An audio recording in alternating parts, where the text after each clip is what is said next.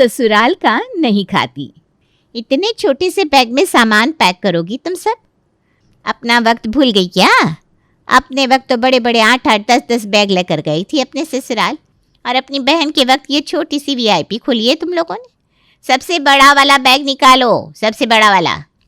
कमरे में अपनी बेटियों को पैकिंग के बारे में समझाकर मनीषा जैसे ही हॉल में आती है, वो क्या देखती है? मुरारी गाड़ी वाले से बात कर रहा है। ये छोटा हाथी क्यों ले आया तू? कितना तेल खाता है ये पता है? जा 5 सीटर कार लिया, उसमें चला जाएगा सामान। बेकार में पैसे फंस जाएंगे इस गाड़ी में। और यहीं खड़ा रहेगा क्या? निकल भी, इससे पहले कि मेरी मिसेस देख ले। निकल जाए यहाँ से। सत्यानाश हो जाए इस आदमी का। कंजूसी छोड़ोगे नहीं तुम। अगर ऐसे ही जीना चाहते थे तो अकेले रहते, क्यों 8 बेटियां पैदा की? क्या हो गया मनीषा, क्यों हल्ला कर रही है? बेटे की शादी है और माँ ऐसे चिल्लाती हुई शोभा देती है क्या? अब क्या बताऊं भाभी, मेरी 7 बेटियों की शादी मैंने करवा दी, वरना इनके हाथ में होता ना तो एक भी नहीं सलटती। ये किसी को डोली चढ़ने ही नहीं देते, ना लड़की को देखने जाना चाहते हैं, ना जेब से पैसे निकालना चाहते हैं। वो तो भगवान का शुक्र है कि अच्छे दामाद मिल गए मुझे, वरना ऐसे ऐसे ससुर को कोई ना भोगे।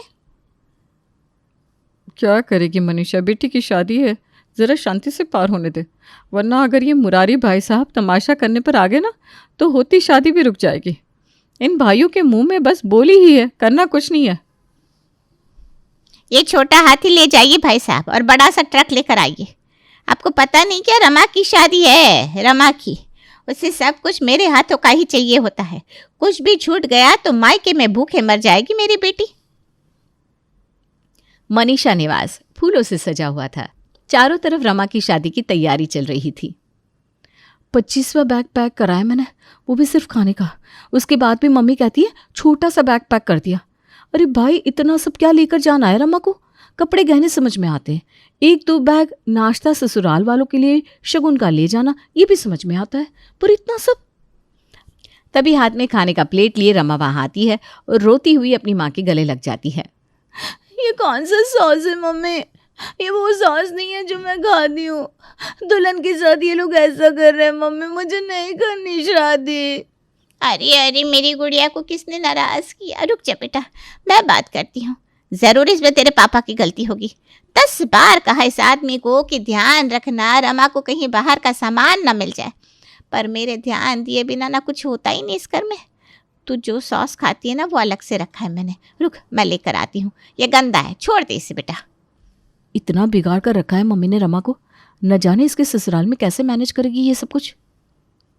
इतने बच्चे होने के बावजूद भी मनीषा ने रमा को नाजों से पाला था।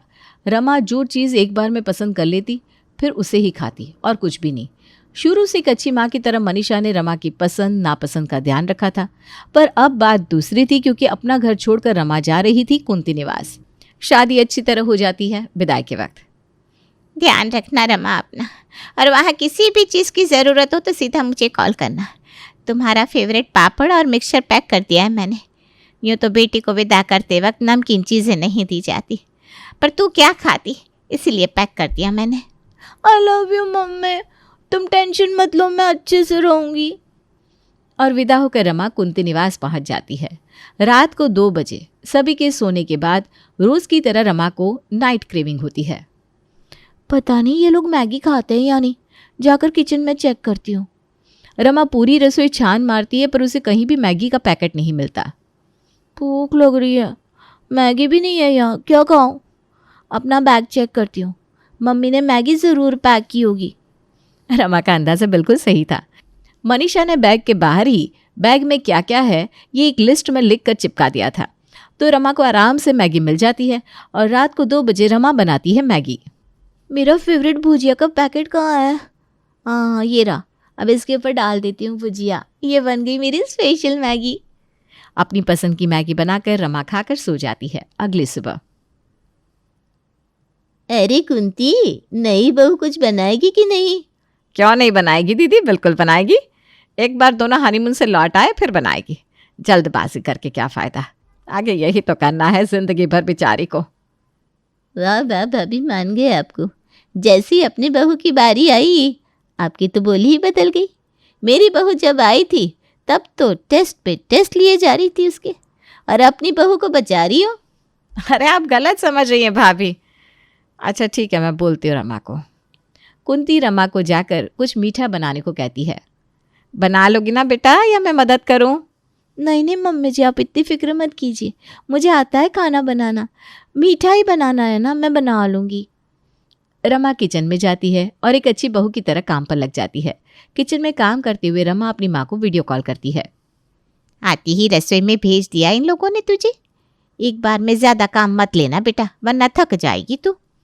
अरे नहीं नहीं मम्मी, आप फिक्र मत कीजिए, वैसे भी केक मुझे अपने हाथों का ही पसंद है। मम्मी जी ने बोला है कि आज बस मेहमान जिद कर रहे हैं, इसलिए कुछ मीठा बना दो, फिर आराम से किचन में आऊँगी, कोई जल्दबाजी नहीं है। एक ही दिन में मेरी रमा बड़ी हो गई।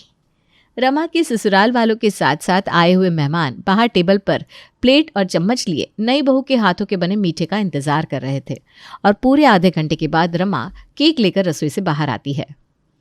मुझे तो लगा बहू तू आज मीठा खिलाएगी, या सीधा पहली एनिवर्सरी पर ही आना पड़ेगा।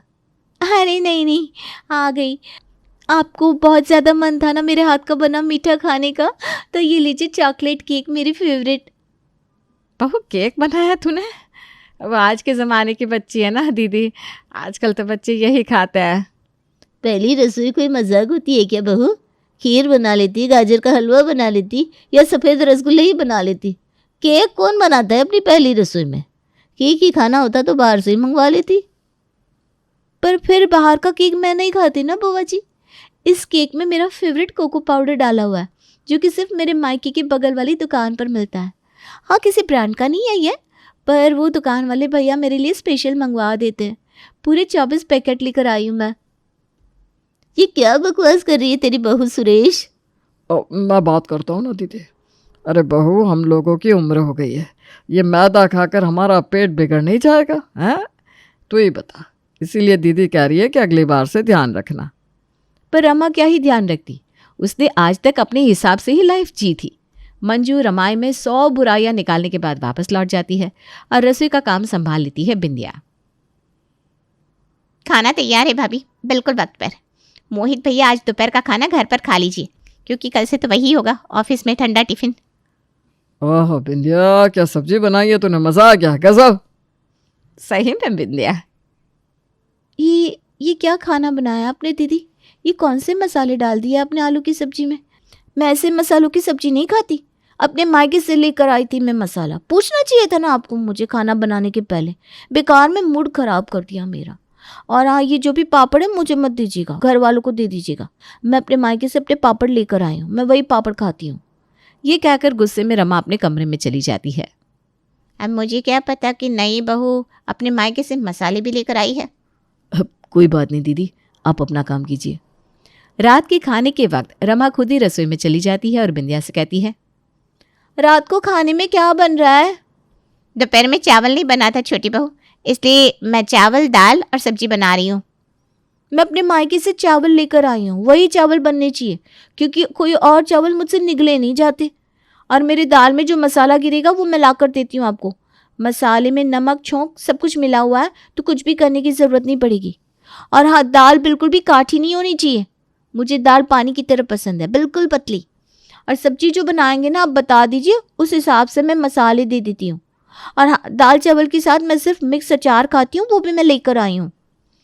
रमा एक बार में बिंदिया को इतना कुछ बता देती है कि उसे कुछ खास समझ में ही नहीं आता, पर वो अपने हिसाब से खाना बनाकर रात को डिनर में सभी को सर्व कर देती है। मैंने बोला था कि मैं जो पापड़ दे रही हूँ वही मेरे प्लेट में आना चाहिए। दीदी, आपने सभी को मेरा पापड़ दे दिया और मुझे यह वाला पापड़ दे दिया। अच्छा, मैंने उल्टा कर दिया क्या छोटी बहू? चावल देखिए तो, चावल तो ठीक है ना, आपके वाले चावल बनाए मैंने। अच्छा, आज बहू के मायके से आए हुए चावल बने हैं, इसीलिए अलग लग रहा है। क्योंकि मैं कुछ खराब खाती नहीं मम्मी जी, हर चीज़ में जो बेस्ट होता है वही खाती हूँ मैं।